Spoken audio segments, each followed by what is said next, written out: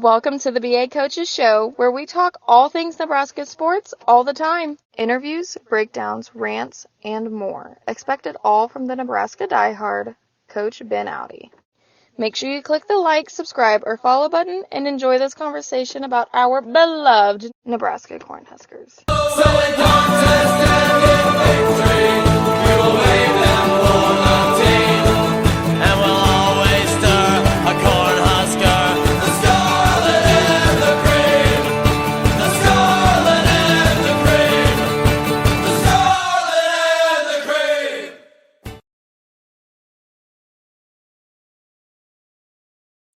Nebraska is so back, baby! Nebraska is back! Welcome to the BA Coaches Show. I am very excited to bring you this one today. We're recording this the day after Nebraska beat Colorado's ass and exposed them for the frauds that we all knew that they were. This is going to be a great episode today. Thank you for tuning in. Before we get too far into this, I got to do this now before I forget. Make sure you like, make sure you subscribe to the BA Coaches Show. We got Husker content coming for you all the time. Go check out the Nebraska hype video that we dropped on here. It's up to like 22,000 views. Make sure you like, subscribe, and share this with a friend. Share this with a Husker fan, and I don't even care. Go share it with a Colorado Buffalo fan. Go share it with them. I don't even think there's that many Colorado fans. I think they're all just Dion fanboys at this point. You guys already know we got some things to talk about. Some just right off the top. Okay, Dante Dowdell is that dude, and some of you guys owe him a goddamn apology after last week. Oh, he can't hang on to the football. I don't know if he's that talented. What are we talking about? Some of you guys, man, if you just go to that Facebook group, the Nebraska Fans for Matt Rule, oh my goodness, you guys were people saying, oh, he shouldn't be playing. People say he shouldn't play this week. You guys owe him a goddamn apology. You guys are going to see whenever we get to the film breakdown. That dude's a dog, an absolute dog. You guys owe him an apology. He played so well.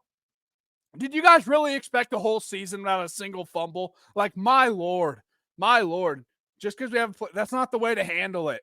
Yeah, he lost a little bit of playing time last week, but you guys act like he lost himself the running back race. Dante Dowdell might be our best back on the entire roster, and I really love Ramir, and I really love Gabe Irvin. And dude, we got a great group of running backs this year. We do, but Dowdell's a dog. Okay, the other, right off the top here. The defense played outstanding. That's not even news, right? But in particular, John Bullock played out of his mind. He played out of his freaking mind. I was wrong. I didn't think he was going to do bad, but here's what I said before, like in the preview episodes. I was a little worried about one thing about Colorado. Cover in the middle of the field with all the speed. I was worried about the crossing routes. I was worried about the dig routes. I was worried about some of those things. And John Bullock, and all the linebackers, John Bullock played a fantastic game. He played fantastic. That big pick six that everyone's talking about, John Bullock made that play happen by shutting down Travis Hunter. John Bullock shut down Travis Hunter. You're going to see it.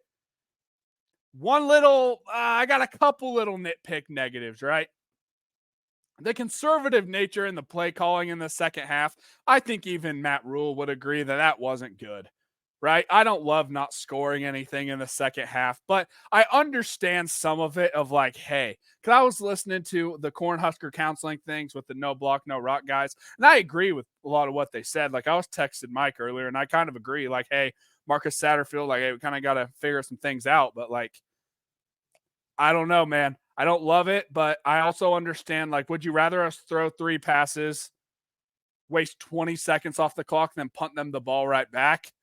No, we needed to drain that clock, but man, and it didn't also help that those stupid referees seemed to screw us at every call. Anytime we had a forward moving play came back. Well, we had a 50-something yard play get called back, then we had a big touchdown get called back. And they're just ticky-tack. And I'll tell you, they also were kind of ticky-tack against Colorado as well. It was a terribly officiated game. Those Big 12 refs just still hate us. I think they're just mad at Nebraska and Colorado for leaving. Yes, I know Colorado's back, but hey, they're getting those flags down on everyone. They don't get a chance to call flags on Nebraska throughout the whole year, so they had to get them all in right now. So I don't love that, but I'll tell you, the next show, when we preview Northern Iowa, I will address some of those play calling concerns that I have. I need to go back and really watch the game for a third time, which I'm doing tonight. I watched it once live. I watched it once late last night just to be happy and celebrate. A third time tonight, I'll watch Generation Red. You guys all need to go check that out. BA Breakdown will be on there tonight. Get sent them 2 plays. Go check out Generation Red. So I'm watching them tonight. Then I'm going to go sit out in my garage and rewatch this Nebraska game for the third time, kind of make some notes. So next show, I will give you my fuller thoughts on the play calling in the second half, but it is what it is. And the other nitpick negative is it time for a new kicker?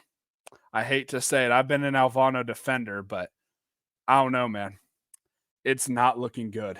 It is not looking good if you want the truth. And I don't really know. I don't know. It's not looking good. I know that competition was close. So, hey, it might be time to give the other guys some shots in games. But, hey, before we get in this BA breakdown, I got a quick little message for you. If you're interested in joining the Paola Chamber of Commerce 4-person golf scramble, contact the Paola Chamber of Commerce. If you're near the Miami County area and want to be involved, it's 18 holes. The double bogey is your friend. September 16th at the Paola Country Club golf course. And if you're not going to be playing golf, join us for the cocktail networking reception from 5:30 to 7:30 p.m. It costs $40 a person and it includes a drink ticket. We got a cash bar, golf awards, and a raffle. So again, if you're interested, contact the Paola Chamber of Commerce. And with that, let's get back to the episode. Wow, look at that. That was a very good message. I support that. But hey, let's get into it. We got our Coach BA breakdown this week. This is going to be big. I got 4 plays for you this week, not just 3. I went 2 on offense, 2 on defense. So we're going to get right into it. I hope you guys really enjoy these BA breakdowns. But hey, I'll tell you right now, before we get into it, I need you all to remember one thing. Mondays, 8 a.m., Sharp and Hanley, Coach Ben, me, Ben Audi will be on 1620 The Zone, mornings with Sharp and Hanley every Monday to break down the game before and preview the next week. So that's a big opportunity for me. Thank you all for making that happen. But with that, let's get into it. The BA breakdown. This first play, you guys already know how I feel. Dylan Raiola is a dog. D-A-W-G, dog. Okay? When you look at this play, Colorado actually doesn't do a bad job defensively here, taking all the things away, like especially pass. This isn't even that bad at pass blocking. Obviously, this isn't good. Don't get me wrong. But overall, when you look at the whole offensive line, because Dylan does a good job stepping up here. And I think if he wouldn't have just tucked it, that we still could have made a play here. But the reason I'm showing this play is this is football, baby. This is a play that set the tone for the day, in my opinion. This was the Dylan Raiola showing this team, showing this state, showing the entire country that he's the leader of this football team. Obviously, this was part of the game plan. We talked about it in the pregame, how big of running lanes Colorado gave up against NDSU, just abandoning things over the middle. This is what I'm talking about. This is Dylan Raiola putting this team on his back. This is why I'm showing you this play. He steps up in the pocket. Good move. But this is what I'm telling you when I say Dylan's mature for his age. And man, he steps up, recognizes it right away, and takes off. He's got it in him. He's got it in him. Now, obviously, I would have loved a good slide there. But I have to say, I don't hate that he took a little hit. It wasn't a big hit. Look at this. It wasn't huge. Just a little boom and boom. Not a huge hit. I would have loved a slide. People overreacted all over Twitter. That's what people do. They overreact. But, man, I don't hate that he took this little hit. Because it shows that I'm not just here, Mr. Pretty Boy. I'm not just here, I'm just like a little figurehead. Everyone's showing me love for no reason. Like, no, he's earning respect from his teammates on this. So early in the game, he earned the respect of those teammates. I fully believe that. We'll play this back in full speed, but that's the main reason I'm throwing in a second offensive play this week was this. He's that dog. Dylan Raiola is that dog. And this right here is just showing what Nebraska does. This is doing what we do and bullying these bums, these Buffalo bums, okay? Obviously, we got a super big run strength here. The running back away and then a super big run strength over to this side. We got our condensed trio here, but I want to show you guys we're going guard, GY pull, G guard, and Y Fedoni our tight end. This is our GY pull. Obvious run strength to the right. We've been bullying these fools, so you guys already know. They're bringing it. They think they're on to something here. First touchdown of the game. We talked about this last week. The kick and wrap. You guys already know about that. If you haven't, go check out the last BA breakdown. We talked about the kick and the wrap. This week, dude. Oh, Justin Evans. I have to give him credit for this. Normally, when we're talking about 2-on-1s, we're talking about a defender taking on two blockers, right? Look at Justin Jenkins here. He's blocking two people at once. This is how bad Colorado is up front. Look at this. We got to end up leaving two of them. Theoretically, he's supposed to. You'd think he's probably going to kick out this guy. Fedoni's going to wrap around, and we hope this guy off the edge doesn't make the tackle. But Justin Evans says, oh, don't worry. I'll take them both. Just because they're a bunch of bums. I want to point this out. And, hey, I'll tell you right now, I'm still fired up about this game. If I was recording this on, like, Monday or Tuesday, maybe I'd be, like, more technical and less fired up. But, man, look at that. The kick out. Thomas Fedoni wraps around, and Dante Dowdell runs hard. I've already said it on this show. You guys owe him a freaking apology.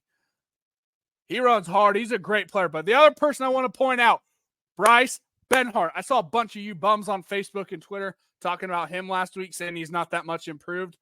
This is how you teach it. Scoop and cut off. Look, he chips there. He cuts the safety off because Fedoni, you'd think if he's going to cut someone off, it'd be the linebacker. But no, Fedoni does a pretty good job getting out front here so he can get to the safety that's crashing down. This is what makes me so happy about this play. Colorado knew we were running down their throat. The strong safety flies in there. That is how you teach it. Look at that hole. Look at the hole. Look at that. And he runs hard. And then we got a little business decision by Travis Hunter at the goal line. Hey, I don't even know if I hate it because you're going to get, I don't know, you don't want to get hit by the truck that is Dante Dowdell right now. This dude may not be the biggest dude in the world, but he hits hard. Wraparound kick, and Bryce Benhart getting to the second level, I think made this play. Bryce Benhart getting to the second level made this a 5 to 7 yard gain into a touchdown. And I know it's only a 12-yard play, but like Dante could have been running for a while. He turned this play into a touchdown. Bryce Benhart scooping and getting to the next level made this a touchdown.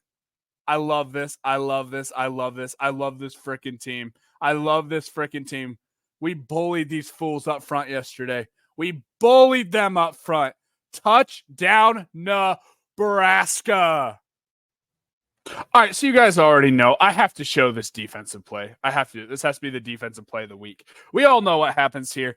This is obviously a fantastic play by future NFL player Tommy Hill. He makes a huge pick six that obviously blows this game up for us. But I want to highlight somebody who also made a really good play right here. And he had a fantastic day in pass coverage. I'll say it. John Bullock. This is going to be a pretty basic zone coverage here. He's going to have the hook zone right here. Tommy Hill's going to have the flats. But I have to be real with you. John Bullock proves me wrong here. I was very concerned about our linebackers playing our hook zones covering this middle portion of the field. I was worried that the speed, specifically from Jimmy Horn and Travis Hunter, I was worried about it. And I'll admit I was wrong. John Bullock proved me wrong. Okay. So what we're going to see here is with this hook zone from Travis Hunter, here's what he's looking for. If John Bullock just drops out like a lot of teams would do, if it's just a sit and drop, he's just going to sit right here, which he tries to do. He just sits. But if John Bullock crashes over, then it becomes a slant. It's basically kind of like a choice route, if you know what that is. It's not even really a choice route. I'm just trying to give that in terms. He's basically just trying to make a read here. He makes the read. You can see Travis Hunter is the primary read on this play. Travis Hunter is who they want to get the ball to 100%. If Bullock were to sit, he'd be getting the ball right now. But he crashes over, and that's what makes me nervous. As soon as he crashes over, boom, Travis Hunter's running a slant. This is what made me nervous. These are the plays that make me nervous because, look, yeah, we got Gifford. I think that's Gifford. But, yeah, we got Gifford right here. We got open space right here. But look at John Bullock. Boom, look at that. Look at that. He stays with them. So that forces the throw. And Sanders just flips his hips and throws. And I have to say, this is a very dangerous throw. Shedeur Sanders in his post-game press conference said this was a rookie mistake. Some people think he was talking about the receiver. I'll tell you right now, I'll look into this camera and say, this is a rookie mistake from Shedeur Sanders. The only time I would ever say, look where they're at on the field. He's thrown to the wide side of the field, backed up in his own end zone. The only time I would ever suggest doing that is if Tommy Hill was like, I don't know, 7 yards off the ball, like 7, 8, like he's all the way back here, and then he just backpedals right away to all the way back here. Otherwise, why are you throwing this? Because look, Tommy Hill does a fantastic job identifying that the receiver sits. He identifies it right away, and he breaks. Hold on, did I take it off? No, I'm still on full screen. My bad. It just looks different. Boom. Look at the way he identifies it, takes it. That's like NFL level identification and tracking. He's tracking that thing before it's even thrown. He takes it right out of the air. And you guys already know. Big play. That, I'm telling you, you watch this game, the NFL scouts are looking at their chops. They're licking their lips with this kid. Tommy Hill. Boom. Boom. And I'll tell you guys right now, this play right here is all about taking Colorado offensive line to school. 100%. This is all on the defensive line. You guys already know they played good. All right, look at this. We got our 5 walked up. We got John Bullock walked up here. He's going to be showing spy. So we're bringing 4. They think we're bringing heat. Him showing the spy kind of confused this guard a little bit. I don't love that he got caught up kind of because he's obviously doing spy, but Shedeur's over here. But, hey, that's okay. Here's what I want to show you guys. This play was made by the edges here. I think that's James Williams. I have to go back. I believe that's James Williams. He took this old man to school. He took him to school. Took him to school. He's not even one of, I mean, all respect to James Williams. I wouldn't say he's like our best defensive lineman, right? He takes him to school. Got a great job beating up the left tackle as well. Forcing Shedeur to try and step up in the pocket. Coverage-wise, I also meant to point this out. You guys already know. We talked about this a few weeks ago when we talked about things from 2023. Things that I really like to see from this defense is we got the staggered up since we got the trips. 2 pressing, 1 off. This is what I like to see. Taking away anything quick and easy because we got faith in the defensive line. Taking everything away quick and easy. This is a real good pass off and coverage to the safety. We pass that off very freaking well. We do a great job defensively here. But, so we already pointed out how good our tackles looked here. Who's the hero?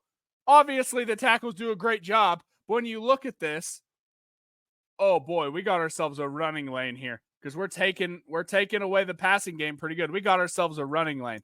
But who's there to save the day? None other than the leading sack getter from 2023, the leading TFL player, Jamari Butler, baby. Look at that. He blows up this guard right here. Oh, my bad. Wrong button. But blows up this guard. And then the running back who's trying to do a good job. He's trying to do a step up. He's doing inside-out pass pro. He's trying to do his inside-out, so that's obviously the guy you're going to take. And he just goes around him. He doesn't even overpower him. He literally just hand on the shoulder, like basic move. I'm telling you guys, after watching this game, I feel that Colorado's even worse than what I thought they were, up front particularly. This is terrible offensive line here. Terrible. How do you get beat 3 out of the 5 and one dude not doing anything except just looking around, pushing people? So basically, you got 4 of your offensive linemen that either didn't do anything or got blown up. But look at Jamari Butler. Swipe. Jamari Butler made this play, but James Williams also did a very good job beating up that tackle. I'll play it for you guys in full speed, but man, Colorado did bad, and this just showed. We've been trying to tell Colorado this for a while. We've been trying to tell them. They just don't want to listen. Let's go. Guys, I'm still hyped from this game. I'm still hyped. A few more things I want to talk about before we get out of here today, because you guys have let me know you guys enjoyed the 30-minute episodes way better than the hour-long ones. So we're going to try and keep it at around 30 minutes for the solo episodes. When I have a guest, we'll go longer. But I have to say, the atmosphere of this game and the feeling of this game, man, I just got to be real with you guys. So I obviously did not attend this game. This is going to be one of the only home games I don't think I'm at this year, which sucks, but it is what it is. Had other things to attend to. So I wasn't there, but just watching this game on TV, this game was one of my favorite Husker memories of my life, watching this game from home. I'm not kidding. That was one of my favorite moments. I was in a spot where I did not even feel like it didn't hit me until Shedeur Sanders came out of that game. When that backup quarterback came in, I literally sat there with my arms up and just smiled. I was starting to get tears welling up in my eyes. I realized, holy cow, we did it. I believed they could do it. I really did. I had faith they would do it. Something about actually seeing it. We didn't just beat Colorado. We whipped their ass. And that's the last thing I want to talk about today. Is we kind of exposed to the real Colorado fans. I'm talking like the Colorado fans that have been Colorado fans. I don't like them either, but I think I might like them 1% more than I do the Deion only fans that are just Deion fanboys. And I have to say, this game exposed to a lot of them what we've been saying for a long time. I've been seeing a lot of messages on online and people posting stuff have been from Colorado fans saying, "Oh, I think I'm starting to see it now." Heard one dude that was in the stadium say, "This must have been what Nebraska fans felt like when they realized that Scott Frost wasn't going to work out." Whoo! I'm just saying, this is what happens when you try and cash in on that popularity, try and cash in on all that attention. When you hire a guy that's an egotistical maniac, this is what happens. Yes, you guys got a little bit of a boost. That's how you guys won your first 3 games last year. You bring in some of the most talented players in the country. You get the little bit of the boost. But you've completely got rid of your high school recruiting. That high school recruiting base is non-existent. You bring in a bunch of transfers. You can't get offensive line play. You can't get trench play with a whole bunch of transfers. And they're not even that good at transfers. I'll say it. You guys were hyping them up like they'd be. They're not. They're not. We saw from the BA breakdown. Even in one-on-one battles, they're not very good. They got bullied. Defensive line got bullied as well. This is what happens. And I'm saying this to some Nebraska fans as well. The ones that were kind of talking about Matt Rule, oh, is he really the guy? I'm telling you guys, Matt Rule's the guy. I've been saying it since before he even coached the game here. Sure, when he got hired, I was like, oh, that's kind of an interesting hire. I wasn't expecting it, right? Sure. But he's the dude. Ever since I went to a coaching clinic up in Kansas City, went to this coaching clinic, listened to this man talk, and I realized right away, this dude gets it. This dude gets it. And I don't care. I'll say it. Even if he ended up not winning a ton of games here, I don't care. This is the coach this program needs. The values that he's putting in this program right now are what we've been lacking for at least a decade, maybe even more. I love Bo Pelini. I love him, but hey, I don't know. I hate that some of you guys have been doubting this guy. I hate it. I'm one of the biggest Matt Rule fans in the world. I've been saying this. If every single great coach I've been around some really great coaches.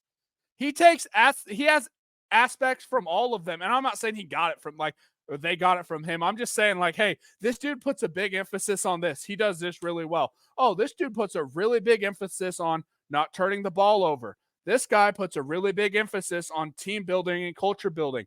This guy makes sure all his players in the right mind state. Matt Rule takes all of those things that I've seen, and he does all of them.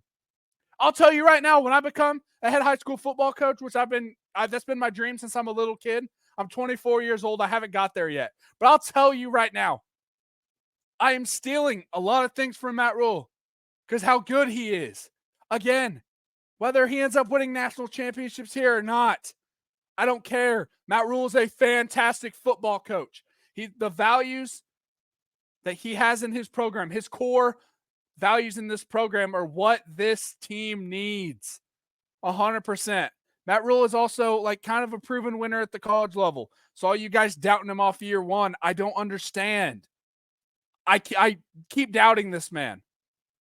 And I'll be real. I say this. I'm one of the biggest guys, and I hate when people are telling people how to be a fan. I hate it. But if you're watching these first 2 games of the year and still getting angry and criticizing everything, you go on a podcast and say, oh, I wish we would have won by more after the UTEP game. Why are you a fan? I'm asking, why are you a fan? And I'm not saying the guys are kind of, what's up with the play calling? I'll be real. I'm very big on I try not to criticize coaches. I really don't, because I'm not going to act like I know more than an accomplished offensive coordinator, right? Who am I? Who am I to say stuff like that, right? But I'm just saying, I think it's fair to question some things. What I don't understand is saying, oh, we need to get rid of this guy. What are we doing? Why are you a fan if all you are is negative? If you're negative all the time, why are you a fan? I don't get it. I don't understand. But hey, you guys already know. Nebraska is back. We're officially back in the rankings. The AP poll has us at 23. The coaches poll has us at 24. The first time we've been ranked in, I don't even know how long. Since what? Riley's first year? It is what it is, guys. It is what it is. But it's okay. So with that, we're going to wrap up this episode. Thank you guys for tuning in. I've tried to bring as much energy as I can. This is the most energy I've ever brought to an episode. I'm just so excited that we beat these absolute bums. We expose them as the frauds that they are. Some of the Colorado fans are realizing it now. Matt Rule is the real deal. Please understand that. We got a big week. We're going to come back under the lights. I'm going to be there. I'm taking my daughter to her first game. It's going to be a great day to be a Cornhusker. Beat Northern Iowa. And with that, as freaking always, GBR and in Rule we trust, baby!